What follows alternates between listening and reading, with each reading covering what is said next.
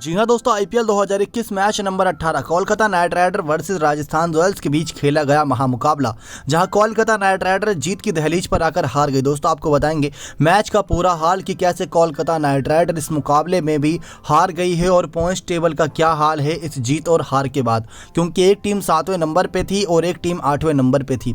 तो चलिए दोस्तों, सबसे पहले पॉइंट्स टेबल की ही बात करते हैं। इस मुकाबले में राजस्थान रॉयल्स ने एक शानदार जीत दर्ज करी। इस जीत के बाद राजस्थान रॉयल्स अब कौन से नंबर पे आ गई है? दोस्तों आपको बता दें कि अभी तक कोलकाता नाइट राइडर्स 7वें नंबर पे थी, राजस्थान रॉयल्स 8वें नंबर पे थी, लेकिन वो थोड़ी देर में आप सभी को अपडेट कराएंगे। उससे पहले मैच का हाल बताएं तो मैच का हाल दोस्तों यूं था कि राजस्थान रॉयल्स ने 134 रन बनाकर 6 विकेट से मुकाबला जीता और कोलकाता नाइट राइडर को हरा दिया। इस मुकाबले में कोलकाता नाइट राइडर ने पहले पारी में 133 9 विकेट के नुकसान पर बनाए थे, जिसमें सभी बल्लेबाज पूरी तरीके से फ्लॉप साबित हुए, सिर्फ 1-2 को छोड़कर। दोस्तों हम देखते हैं कि कई दिन ऐसा होता है कि किसी खिलाड़ी का दिन नहीं होता, जिसमें कभी एक खिलाड़ी रन नहीं मारता तो कभी एक खिलाड़ी शतक लगा देता है। हमने कई बार ऐसा मैच में देखा है, लेकिन आप कोलकाता नाइट राइडर के अगर बल्लेबाजों की लिस्ट को देखेंगे ध्यान से तो आप पाएंगे कि जो 6 या 7 बल्लेबाज खेलते हैं उनका दिन अभी चल ही नहीं रहा। पिछले 5 मुकाबले बीत चुके हैं, लेकिन कुछ एक आधा मुकाबले को छोड़कर बाकी सभी बल्लेबाज फ्लॉप साबित हुए। नीतीश राणा के बल्ले से एक शानदार पारी देखी थी और दिनेश कार्तिक, रसल और पैट कमिंस के बल्ले से पिछले मुकाबले में एक शानदार पारी देखी थी। उसके बाद से इन सभी का बल्ला पूरी तरीके से शांत है, जिसमें हम राहुल त्रिपाठी, शुभमन गिल, कप्तान इयोन मॉर्गन और सुनील नारायण को भी जोड़ सकते हैं दोस्तों, क्योंकि नारायण को पिछले मैच में भी ऊपर बल्लेबाजी करने के लिए भेजा था और इस मैच में भी ऊपर बल्लेबाजी करने के लिए भेजा है।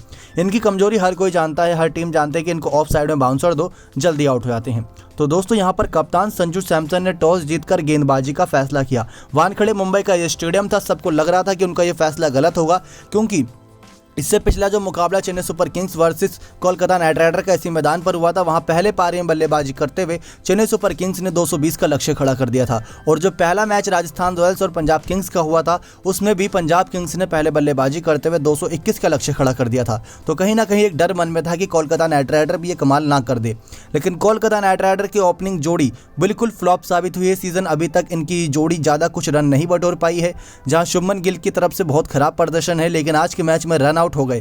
कह सकते हैं कि रन आउट हो गए, वरना ये एक अच्छी पारी खेलने के लिए आए ही थे। लेकिन जब रन आउट हुए दोस्तों तो इनका स्कोर 19 गेंदों में 11 रन ही बनाया था। 57 के स्ट्राइक रेट से पावर प्ले में ये बल्लेबाज बल्लेबाजी करा तो बाकी मिडिल ओवर में क्या ही करता, क्योंकि पावर प्ले में सिर्फ 2 फील्डर बाहर होते हैं, बाकी सब 30 गज के दायरे के अंदर। और जब पावर प्ले हट जाता है 4 से 5 फील्डर हमें बाउंड्री पर देखने को मिलते हैं। नीतीश राणा ने 25 गेंदों में 22 रन की पारी खेली, चेतन सकारिया ने इनका विकेट लिया। दोस्तों नीतीश राणा 25 गेंद ले भी लिए, लेकिन उसके बाद भी सेट नहीं हो पाए। तो लानत है दोस्तों इस बल्लेबाज पर, क्योंकि 25 गेंद में तो अच्छे खासा बल्लेबाज अपना अर्धशतक कंप्लीट कर लेता है। एक चौका एक छक्का ही मार पाए नीतीश राणा। उसके बाद दोस्तों राहुल त्रिपाठी आए और सुनील नारायण बल्लेबाजी करने के लिए आए। 26 गेंदों में 36 रन की पारी राहुल त्रिपाठी ने खेली, 1 चौके 2 छक्के की मदद से। थोड़ा यहां पर मिडिल ऑर्डर में उछाल मिला था रनों की गति को, लेकिन उतना भी नहीं मिला था। आपको बताएं जब 2 विकेट गिर गई थी कोलकाता नाइट राइडर की, तब इनका स्कोर था 45 रन और 8वां ओवर चल रहा था। तो आप समझ सकते हैं कि पावर प्ले के बाद भी किस हालात से गुजर रही थी कोलकाता नाइट राइडर की बैटिंग लाइनअप। रनों की गति को बनाने के लिए पूरी तरीके से जूझती नजर आई थी, जिसकी वजह से सुनील नारायण को ऊपर भेजा गया था कि ये चौके छक्के मारकर रनों की गति में थोड़ा उछाल लाएंगे, फिर उसके बाद कार्तिक, रसल और कमिंस और मॉर्गन संभाल लेंगे। लेकिन नारायण भी ज़्यादा देर काम नहीं कर पाए, क्योंकि हर कोई इनकी कमजोरी जानता है कि इनको ऑफ साइड में थोड़ी बाउंसर गेंद दी जाए तो ये आउट हो जाते हैं। कुछ ऐसा ही हुआ, ऑफ साइड में बाउंसर दी और कैच पकड़ी। आज पहला मुकाबला खेल रहे सीजन का यशस्वी जायसवाल ने 1 चौका मारा था सुनील नारायण ने और चलते बने।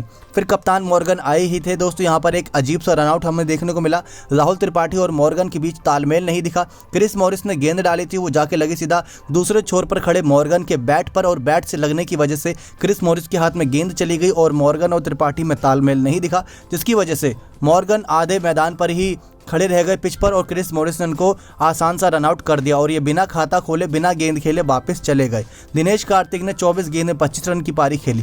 फिर वही बात दोस्तों, जब आप 24 गेंद का इस्तेमाल कर लेते हैं तो आपको एक शानदार पारी खेलनी चाहिए, क्योंकि आपको पता है कि आपके नीचे जो बल्लेबाजी करने के लिए बल्लेबाज बचे हैं वो नाम है रसल, वो नाम है कमिंस, वो नाम है शिवम मावी। तो आपको हाथ खोलकर बल्लेबाजी करनी चाहिए थी, जिससे कि टीम का स्कोर एक बड़ा लक्ष्य में तब्दील हो पाता। अगर 150 या 160 बनता तब भी दोस्तों यहाँ पर डिफेंडिंग टोटल कहा जा सकता था, क्योंकि राजस्थान रॉयल्स की टीम भी बल्लेबाजी करते वक्त जूझती नजर आई थी और आखिरी ओवर से 1 ओवर पहले ये मैच जीता था। लेकिन क्रिस मॉरिस की आज शानदार गेंदबाजी रही दोस्तों। पहला मुकाबला जो राजस्थान रॉयल्स इस सीजन का जीती थी वो क्रिस मॉरिस की शानदार बल्लेबाजी की वजह से जीती थी। और जो दूसरा मुकाबला जीती है वो क्रिस मॉरिस की शानदार गेंदबाजी से जीती है, यानी कि क्रिस मॉरिस पर लगाए गए 16.5 करोड़ कहीं ना कहीं वसूल होते नजर आ रहे हैं।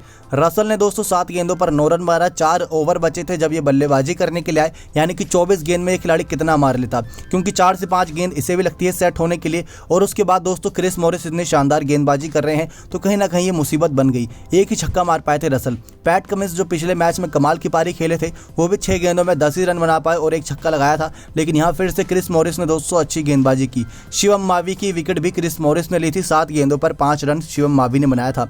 लास्ट की 24 गेंदों पर कोलकाता नाइट राइडर्स सिर्फ 40 रन बटोर पाई थी, जो 24 गेंदों पर करीब 50 से 60 रन बनने चाहिए थे, वहां पर थोड़ी बहुत मात खा गए। लेकिन पावर प्ले का इस्तेमाल दोस्तों कोलकाता नाइट राइडर नहीं कर पाई, जिसकी वजह से इनको शुरुआत में काफ़ी ज़्यादा दिक्कतों का सामना करना पड़ा। करते कराते टीम किसी तरीके से 133 9 विकेट के नुकसान पर पहुंची और जिसमें से 4 विकेट दोस्तों क्रिस मॉरिस के खाते में गई। 24 गेंद में 23 रन दिया और 4 विकेट ली। उनाटकट, चेतन सकारे और मुस्तफिजुर के खाते में भी एक विकेट गई। तेज गेंदबाजों के लिए पिच अनुकूल मानी जाती है और वो तेज गेंदबाजी ने अपना आप को प्रूव कर दिया। वानखेड़े के स्टेडियम में दोस्तों 200 रन का लक्ष्य भी कम पड़ता है, लेकिन 133 बनाने थे कोलकाता नाइट राइडर ने, बनाए थे। अब राजस्थान को 134 बनाने थे। जोस बटलर और यशस्वी जायसवाल आए। यशस्वी जायसवाल इस सीज़न का पहला मुकाबला खेल रहे दोस्तों और मनन वोहरा की जगह इन्हें खिलाया गया, क्योंकि मनन वोहरा पिछले 4 मुकाबलों में फ्लॉप साबित हुए। यशस्वी जायसवाल ने थोड़ी शानदार पारी खेली, शुरुआत अच्छी दिलाई। जॉस बटलर का विकेट जल्दी गिर गया था दोस्तों, जल्दी मतलब इनका विकेट गिर गया था तीसरे ओवर की दूसरी गेंद पर, जब टीम का टोटल स्कोर 21 रन बन पाया था और जॉस बटलर का इंडिविजुअल स्कोर 7 गेंदों पर 5 रन बना था, एक चौके की मदद से। बॉलर वरुण चक्रवर्ती ने इनको एलबीडब्ल्यू आउट करके चलता कर दिया। यशस्वी जायसवाल ने पहले मुकाबले में 17 गेंदों पर 22 रन की पारी खेली, 5 चौके की मदद से। अच्छी पारी खेले थे, लेकिन बॉलर शिवम मावी जो अपना पहला मुकाबला खेल रहे हैं कोलकाता की तरफ से, सब्स्टिट्यूट प्लेयर कमलेश नागरकोटी की जगह फील्डिंग कर रहे थे और यहाँ पर कैच पकड़ ली नागरकोटी ने, शिवम मावी ने इनको चलता कर दिया। संजू सैमसन आए नंबर 3 पर बल्लेबाजी करने के लिए और एक नाबाद पारी खेली। शिवम दुबे ने दोस्तों 18 गेंदों पर 22 रन बनाए, जिसकी वजह से जो मिडिल ऑर्डर में एक रनों की गति को बढ़ाना था वो बढ़ा के चलेगा। शिवम दुबे अपना काम करेगा, लेकिन इनकी विकेट भी वरुण चक्रवर्ती नहीं ली। इस सीजन दोस्तों कोलकाता के लिए काफ़ी किफ़ायती गेंदबाज साबित हो रहे हैं वरुण चक्रवर्ती। आज के मुकाबले में 4 ओवर में 32 रन देते हुए 2 विकेट हासिल करी। शिवम मावी और प्रसिद्ध कृष्णा को एक विकेट मिला, बाकी पैट कमिंस, सुनील नारायण खाली हाथ रहे। और जैसा कि हम इयोन मॉर्गन की कप्तानी में देखते हैं कि वो डेथ ओवर में लास्ट के 2 ओवर करवाते हैं रसल से, तो वो जरूरत भी नहीं पड़ी आज रसल से गेंदबाजी करवाने की। 2 चौके 1 छक्का पर शिवम दुबे ने लगाया था। राहुल तेवतिया आए थे, 8 गेंदों पर 5 रन बनाया था, लेकिन बॉलर प्रसिद्ध कृष्णा ने इनकी विकेट ले ली। दोस्तों हम यहाँ पर कह रहे हैं कि स्ट्रगल करती नजर आई थी राजस्थान रॉयल्स की टीम। अगर यही स्कोर 155 रन या 160 रन होता तो आसानी से कोलकाता जीत दर्ज कर लेती। 18वें ओवर की 5वीं गेंद पर राजस्थान रॉयल्स ने यह मुकाबला जीता था, यानी कि इसके बाद सिर्फ 7 गेंद बची थी और 7 गेंद में अगर 15 से 16 रन बनाने होते हैं तो टीम आसानी से मुकाबले हार जाती है। डेविड मिलर 23 गेंदों पर 24 रन बना पाए थे 3 चौके की मदद से। तो आप सोच सकते हैं कि कोलकाता नाइट राइडर के गेंदबाजों ने पुरजोर कोशिश की थी इस मुकाबले में जीत हासिल करने के लिए, लेकिन क्या ही करे दोस्तों जब दिन उनका साथ नहीं दे रहा है और बल्लेबाज भी गेंदबाजों का साथ नहीं दे रहे। अगर कोलकाता के बल्लेबाज स्ट्रगल करके पावर प्ले का इस्तेमाल करते और कम से कम ये स्कोर 160 या 170 लेकर जाते तो दोस्तों राजस्थान रॉयल्स ये पक्का मैच हारी हुई थी। लेकिन इसके बाद बात करें बैटिंग लाइनअप की, तो डेविड मिलर के बाद दोस्तों खतरनाक बैटिंग लाइनअप थी। रियान पराग से लेकर क्रिस मॉरिस भी बचे हुए थे, लेकिन यहाँ पर संजू सैमसन की एक कप्तानी पारी आई। 41 गेंदों में 42 रन की पारी खेली, 2 चौके एक छक्के की मदद से। इस सीजन का पहला शतक भी इनके बल्ले से आया और ये शानदार नाबाद पारी भी आई, जिसकी वजह से पता लगता है कि नाबाद पारी क्यों इंपॉर्टेंट थी, क्योंकि एक तो कप्तान है दोस्तों, उसके बाद कप्तानी पारी खेलकर टीम को मैच जिताया, तो ये इंपॉर्टेंट बात हो गई। अब दोस्तों ले चलते हैं आपको पॉइंट्स टेबल की तरफ। जो हम शुरुआत में बताने वाले थे आपको पॉइंट्स टेबल का हाल, वो अब आपको बताते हैं दोस्तों क्या हमें इसमें बड़े बदलाव देखने को मिल रहे हैं। राजस्थान दोस्तों ये मुकाबला जीत चुके हैं, यानी कि वो 5 में से अब 2 मैच जीत चुकी है, जिसकी वजह से वो पॉइंट्स टेबल में आ गई है 6ठे नंबर पे। हमने आज से दोस्तों मॉर्निंग में वीडियो में कहा था कि अगर राजस्थान ये मुकाबला जीत भी जाती है तो पंजाब से नीचे रहेगी, क्योंकि उसको अगर जीतना है तो अच्छे नेट रन रेट से जीतना होगा, यानी कि ज़्यादा विकेट से जीतना होगा या ज़्यादा रनों से जीतना होगा। 6 विकेट से जीती है मुकाबला, 6-7 गेंद पहले जीती है, तो ज़्यादा कोई डिफरेंस नहीं है। अगर वही 3 से 4 ओवर होते तो इनको बहुत डिफरेंस देखने को मिलता।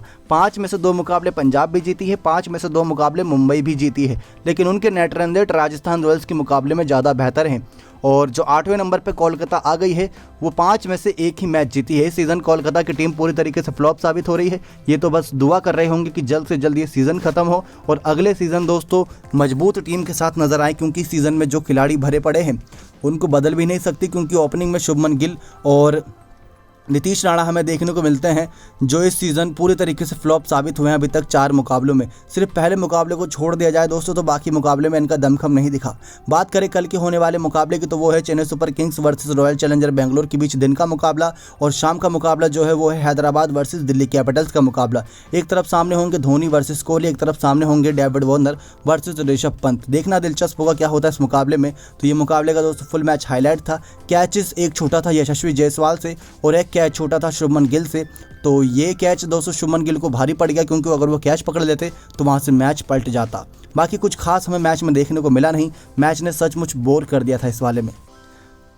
मिलते हैं कल की मैच की हाईलाइट के साथ नेक्स्ट 9 स्पोर्ट्स की रिपोर्ट।